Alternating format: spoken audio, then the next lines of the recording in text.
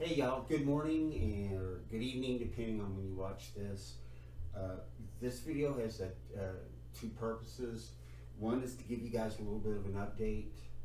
It's been 11 days since I last talked to y'all about what's going on with me. And the second one is for my daughter. Uh, I'm still doing tremendously well. I feel even better than I did 11 days ago. And I'm doing things, feats of strength that even 3 months ago, 4 months ago, would have been totally impossible for me to even think about.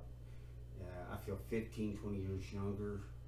I have such energy, it's through the roof. I have to make myself go to sleep at night because I feel so good. Uh, you people, you incredible, wonderful people, you do not know.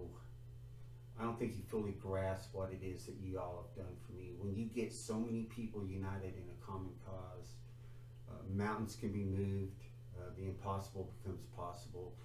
And most of y'all don't even know each other, but you don't you don't even know that you guys united in a common purpose on my behalf, and it's extremely humbling to me. I've gotten so many private messages from people that are just stunned at the transformation. Sadly, there are some that when I show them the pictures, the transformation of me from the end of August to 21st of October, that were showed so much concern that it's crickets. And all I wanted them to do was say, "Hey, look what God has done." And I don't know if they think of me as a freak of nature or like some ugly green bug that crawled across their floor, but they're missing out on a blessing because this is not about me. This is about the possibilities of what God can do, and especially when people come together and ask.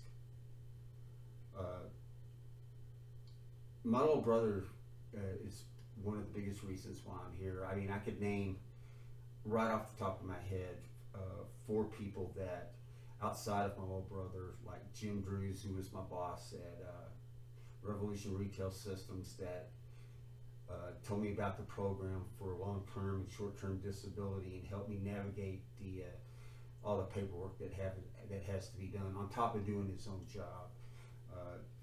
To Stacy Taylor, uh, Jay and Debbie Weeks that have lifted me up here just in Amarillo, and there's a lot of people in Dallas too that have also checked on me, without fail. And I love and appreciate them, and I love and appreciate you all that took a few minutes out of your day and prayed to God on my behalf, because it works. This homeopathic thing that I'm trying would not work without the prayer, without God being in it, because you cannot heal the physical body without purging the spiritual part of you and purging your soul. I purged myself of baggage that I didn't even realize I'd been carrying, that was weighing me down. And I know that God is involved because I felt His presence. I felt His Spirit. I felt the Holy Spirit around me when that night that Debbie and Jay prayed for me, shook me from my head to my toes. So it's two parts, and I am doing so much better. This could all. I know that I'm in a precarious position. It could all end in tomorrow. All I have is today, but isn't that all we all really have? Is just today. Tomorrow is a mystery. Don't know what will happen. But today is a blessing, and I accept it as such. And if it all fell apart tomorrow, I would still hit my knees and thank God for the month of being totally pain free and feeling 15 to 20 years younger. I have never been this happy. I thought after my son died, I'd never be happy again. And yet I am. And God has given me a peace that my son's okay. My son's good. And what used to be so much sadness is now optimism, and it's hope. I told you earlier that the worst thing you can do for somebody in my predicament is give them hope after they've meticulously prepared themselves to die, and got everything taken care of.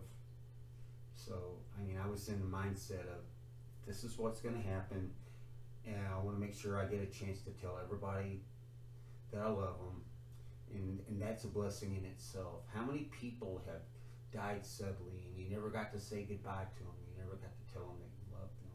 Well, I've been given that gift. I get to tell everybody that I love that I love them, and the last thing I say to them is that I love you.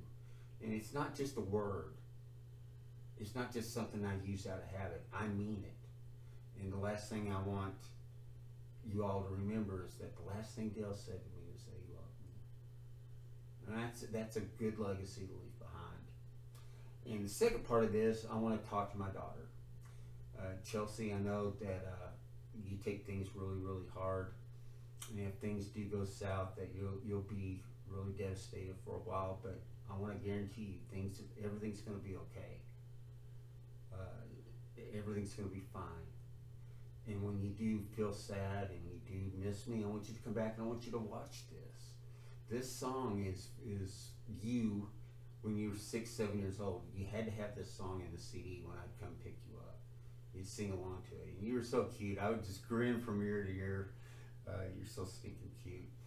And I want you to go to remember those times and how good they were and how much I love you. And you gave me so many incredible memories. I could not have asked for a better daughter. The little gifts you send me, my little comfort foods, my pumpkin seeds and my chocolate covered cherries, you send them to me, and I always grin when I see I got a package from you, and it's like, Chelsea, you don't have to do that, but yet you do anyway. And it means a lot to me, and I love you. So anyway, listen to this song because you may not have heard it for a while, but as soon as you hear the first few notes from this song, Everything But the Girl, you're going to grin from ear to ear. I promise you will. So anyway, I hope everybody else likes it. It's a pretty cool little song, and I love playing along to it. So anyway, here we go, Everything But the Girl.